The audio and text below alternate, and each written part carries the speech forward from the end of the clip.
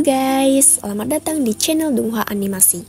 Kali ini Mimin akan memberikan spoiler Battle Through the Heaven Season 5 episode 99. Oke, langsung saja kita ke pembahasan videonya. Kedatangan Cheyenne untuk menghentikan serangan dari gerbang roh tanah membuat semua orang kaget.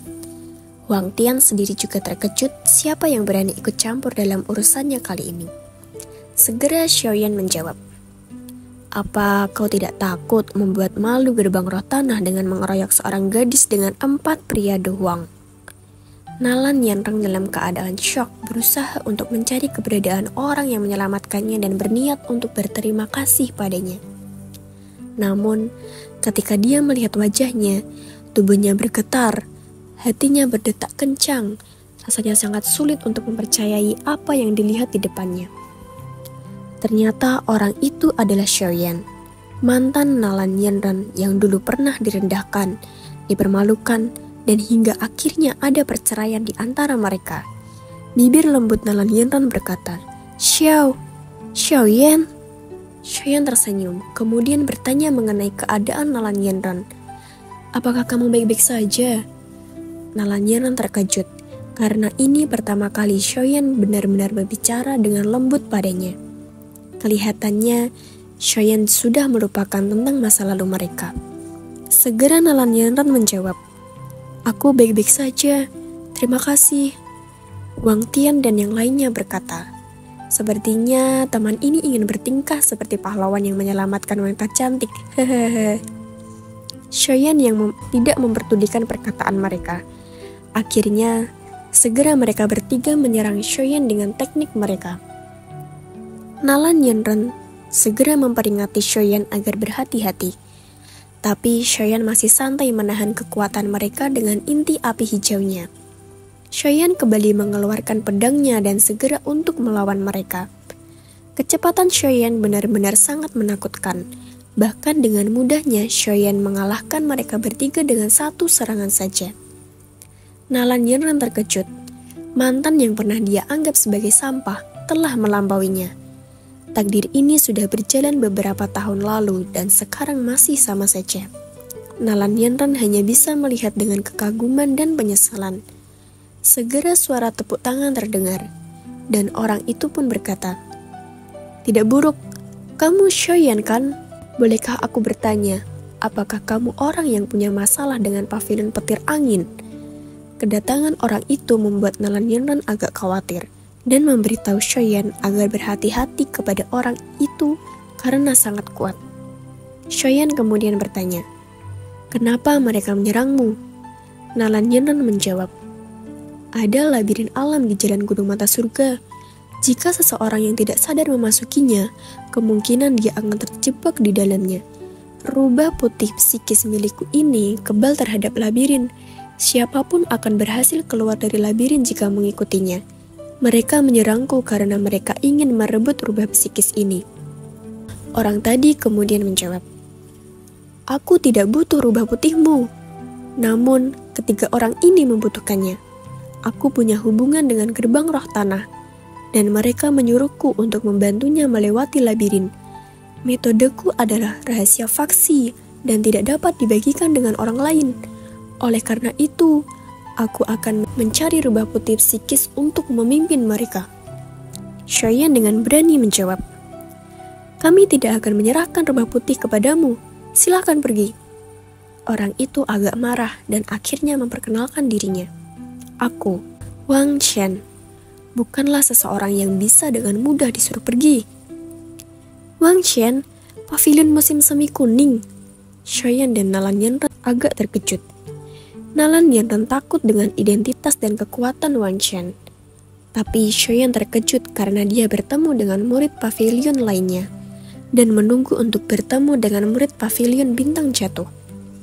Nalan Yanreng dengan khawatir berkata, "Cheyenne, kenapa kita tidak menyerahkan rubah putih itu pada mereka? Wang Chen ini sangat haus darah, apalagi dia sangat kuat.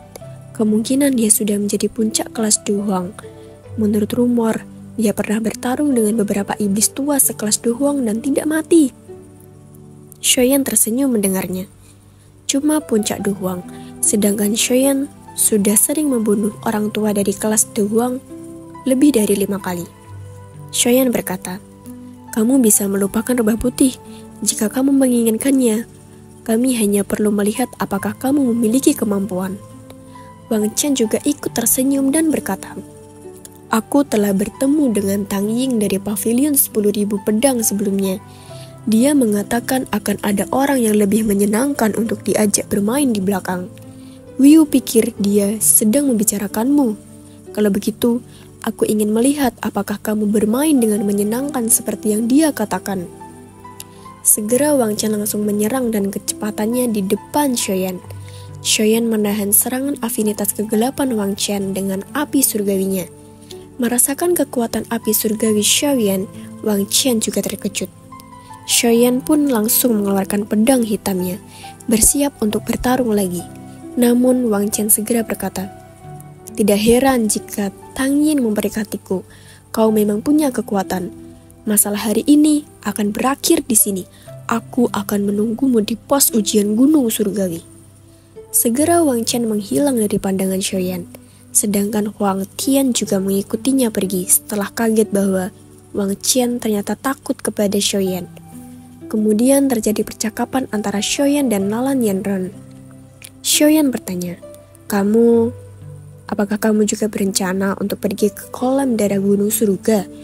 Nalan Yanran menjawab, "Iya, meskipun aku sudah tahu sangat sulit bagiku untuk mendapatkan 1 dari 10 tempat dengan kekuatanku, perjalanan ini ke sini dapat dianggap sebagai pelatihan." Shoyan melanjutkan bertanya, "Kenapa kamu di sini sendirian?" Nalan Yanran menjawab, "Guru sedang melakukan berkultivasi untuk berlatih. Oleh karena itu, aku keluar sendiri untuk mendapatkan pengalaman." Shoyan kemudian dengan ragu bertanya, "Apakah kalian berdua baik-baik saja selama beberapa tahun ini?" Nalan Yanran tersenyum, karena paham maksud pertanyaan Shoyan sebenarnya bukan untuk dirinya. "Kamu ingin bertanya tentang guru, kan?" Maksud Shoyan sudah diketahui jelas oleh Nalan Yanran. Oleh karena itu, dia melanjutkan, "Apakah dia baik saja?" Nalan Yanran menjawab, "Guru sangat baik. Terlepas dari masa lalu mereka, Yun dan Shoyan mempunyai perasaan masing-masing dan tidak bisa dijelaskan. Shoyan menghancurkan sekte Mystic Cloud, namun perasaan cinta antara mereka masih ada. Hanya saja fakta bahwa takdir tidak akan bisa mempersatukan mereka itu sangat jelas." Shoyan bertanya tentang keberadaan Yun, namun Nalan Yanran menolaknya, karena dia dilarang untuk memberitahu keberadaan termasuk kepada Shoyan. Shoyan tersenyum. Setidaknya dia baik-baik saja. Itu sudah cukup baginya untuk mengetahui keadaannya. Shoyan melanjutkan berkata, "Aku juga menuju ke kolam darah gunung surga. Jika mau, kamu bisa mengikutiku." Nalan Yanran dengan ragu berkata, "Bukankah aku akan menjadi beban bagimu?" Shoyan menjawab, "Aku tidak tahu jalan ke kolam darah. Setidaknya jika ada kamu, kita akan tahu jalannya." Nalan Yanran segera menyetujuinya. Perlu diketahui bahwa pegunungan surgawi dikendalikan oleh suku Magic Beast yang sangat kuat, yaitu suku tikus penelan emas. Bahkan beberapa dari mereka telah mencapai tingkat 7 dan berubah menjadi manusia. Segera Shoyan dan Nalan Yanran melanjutkan perjalanan dengan. Namun beberapa saat kemudian, Shoyan merasakan banyak musuh yang berada di sekitarnya. Segera Shoyan berkata dengan sangat jelas, "Siapapun kalian yang berada di sekitarku, akan kubunuh." Mendengarkan itu, sekelompok besar orang langsung keluar. Mereka dengan jelas menyerang Shoyan dan Nalan Yanran. "Semuanya, mari kita serang bersama. Setelah kita merebut rubah putih itu, kita akan bisa mendapatkan bagian dari kolam darah gunung surga." Mereka dengan jelas ingin merebut rubah psikis itu. Tentu saja pertarungan tidak akan bisa dihindarkan begitu saja, dan Shoyan tidak akan menahan diri lagi. Di bawah serangan puluhan musuh, siapapun yang menyerang akan dibunuh oleh Shoyan tanpa sisa. Mereka telah mati hanya dengan satu serangan Shoyan.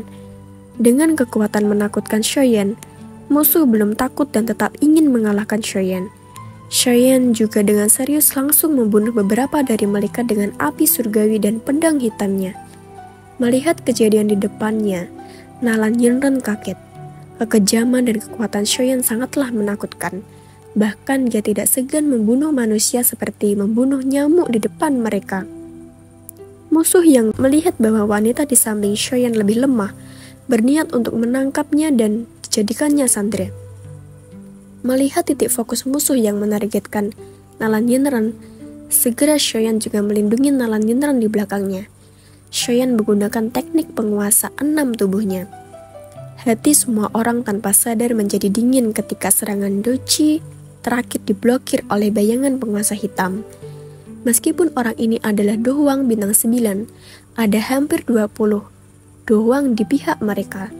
Namun mereka tidak dapat mematahkan pertahanan Shoyan. Meskipun penyerangan bersama, bintang 9 Do Hwang mungkin kuat, tapi sepertinya cukup sulit untuk mencapai tahap seperti itu, bukan? Setelah itu, Shoyan menyuruh Nalan Yinren agar segera memasuki labirin terlebih dahulu, agar Shoyan bisa fokus untuk membunuh mereka semua. Nalan Yinren segera berkata, "Aku akan menunggumu di pintu masuk labirin. Jangan berjalan sembarangan setelah kamu masuk, berhati-hatilah." Pedang di tangan Shoyan perlahan terangkat saat melihat Nalan Yinren masuk. Dochi hijau giok yang kuat melonjak keluar dan segera dituangkan ke dalam pedang hitamnya. Perasaan kekuatan menakutkan Shoyan. Akhirnya mereka sadar orang yang ada di depan mereka ini sebenarnya orang yang kuat, yang tidak kalah dengan Tang Ying dan Wang Xin. Sudah terlambat untuk pergi sekarang. Mereka yang berniat untuk mundur lari sudah tidak bisa lagi. Kekuatan pedang hitam tadi segera ditujukan kepada mereka.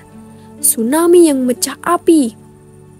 Semua orang akhirnya terbunuh tanpa sisa di hadapan kekuatan Shoyan. Segera Shoyan berniat untuk meninggalkan tempat itu. Namun, tiba-tiba suara terdengar. Hei, anak kecil. Kamu benar-benar kejam telah membunuh semua orang ini. Namun, apa kau berencana pergi begitu saja? Segera Shoyan menyadari bahwa orang yang mengatakan kata-kata itu adalah seorang Duzong. Shoyan dengan sopan berkata, "Tuan, seharusnya seorang tetua dari suku tikus penelan emas, kan?" Orang tua itu mengiyakan jawabnya. Shoyan melanjutkan berkata dengan sopan, "Junior adalah Shoyan. Mohon maaf jika Junior membuat tempat ini berserakan. Semoga Tuan tidak menyalahkanku. Ini adalah beberapa pil mending chi. Meskipun aku tahu ini mungkin bukan apa-apa di mata Tuan, mereka memiliki efek yang cukup besar ketika digunakan untuk memulihkan dochi seseorang." Pak tua itu cukup bahagia menerimanya. Beberapa botol giok dari Shoyan juga menyadari bahwa orang ini kemungkinan adalah seorang alkemis. Pak tua itu langsung memperkenalkan dirinya bahwa dia adalah Jinku. Segera setelah Shoyan meninggalkan tempat itu untuk mengejar Nalan Yinren, setelah sampai di tempat labirin ujian, Shoyan bertemu dengan Nalan Yinren dibantu dengan rubah psikis putih sebelumnya. Perjalanan Shoyan dan Nalan Yinren melewati labirin berjalan lancar tanpa kendala dengan bantuan rubah psikis putih.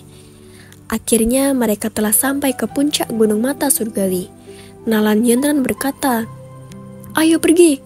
Titik tengah adalah tempat panggung gunung surga berada. Setelah itu akan ada beberapa pos pemeriksaan yang ditempatkan suku tikus menelan emas. Hanya dengan berhasil melewati mereka, seseorang akan dapat mencapai kolam darah gunung surga di atas. Sepertinya ada cukup banyak orang saat ini hadir di sana. Meskipun mereka yang tiba di sini tidak lemah, cukup sulit jika seseorang ingin menerobos mereka." Shoyan segera menjawab, "Kalau begitu, ayo pergi. Kita tidak boleh membiarkan orang lain menempati 8 tempat sebelum kita." Di tengah tempat ujian terdapat 20 orang, dan di sampingnya terdapat Feng Qi'er dari pavilion petir angin yang sedang menunggu. Setelah itu, Shoyan dan Nalan Yinren akhirnya datang. Kemunculan dua orang ini tentu saja menarik cukup banyak perhatian dari mereka yang hadir. Banyak tatapan melesat ke arah kedua orang ini. Namun, kebanyakan dari mereka tidak mengenal Shoyan dan Nalan Yinren. Di tempat lain, Feng Qi'er berfokus dengan kedatangan Shoyan. Shoyan mengamati sekitarnya. Dia melihat Tang Ying, Wang Qian, Feng Qi'er, dan yang lainnya. Namun Cheyenne kaget dengan anak kecil yang berada di sana. Nalan Yanran memperingati Cheyenne agar berhati-hati.